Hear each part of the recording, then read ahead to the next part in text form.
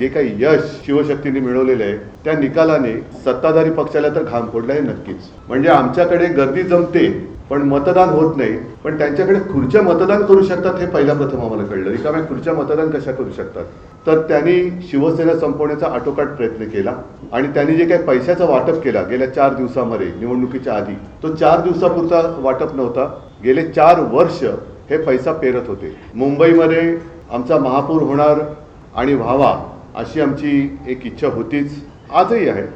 तो आकडा आम्ही आज तरी काही गाठू शकलेलो नाही, पण ह्या सर्व त्यांच्या खेळाला उत्तर देऊन जे काही निकाल लागले, जे काही यश शिवशक्तीने मिळवलेलं आहे त्या निकालाने सत्ताधारी पक्षाला तर घाम फोडला आहे नक्कीच. कारण त्याने एक्झिट पोलचे आकडे असतील किंवा आणखीन काही गोष्टी असतील, या सर्व म्हणजे एकही प्रयत्न त्यांनी असा सोडला नाही की जिथे शिवसेना नामोहरम होईल. एका गणिताचं काय उत्तर मला मिळालेलं नाही. अगदी विधानसभेला सुद्धा किंवा लोकसभेला असेल, माझ्या नक्की लक्षात नाही, मोदीजींची सभा झाली होती शिवतीर्थावर, खुर्च्या रिकाम्या होत्या.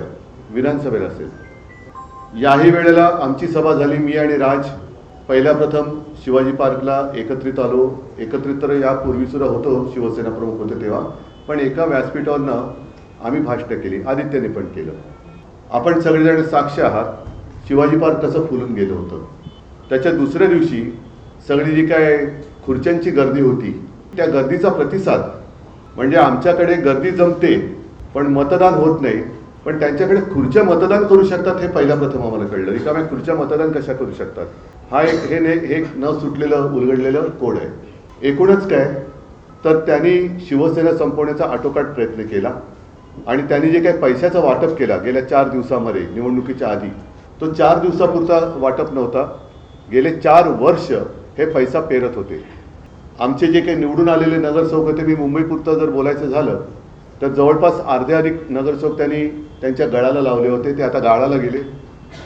4 वर्ष त्यांनी त्यांच्या आमदारांना, नगरसेवकांना, नगरसेवक नसताना सुद्धा काही पदाधिकाऱ्यांना सुद्धा विकास निधीच्या नावाखाली आम्हाला पैसा वाटला.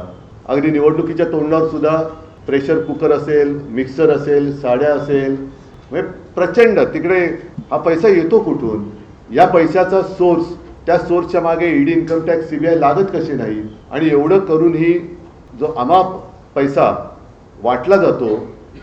मग साधारणतः 2015 साली काळा पैसा नाहीसा व्हावा, गैरव्यवहार थांबावा म्हणून आपल्या मोदीजींनी जी नोटबंदी केली होती ती नोटबंदी अयशस्वी झाली का, याचं उत्तर सुद्धा हे कोणीतरी शोधलं पाहिजे.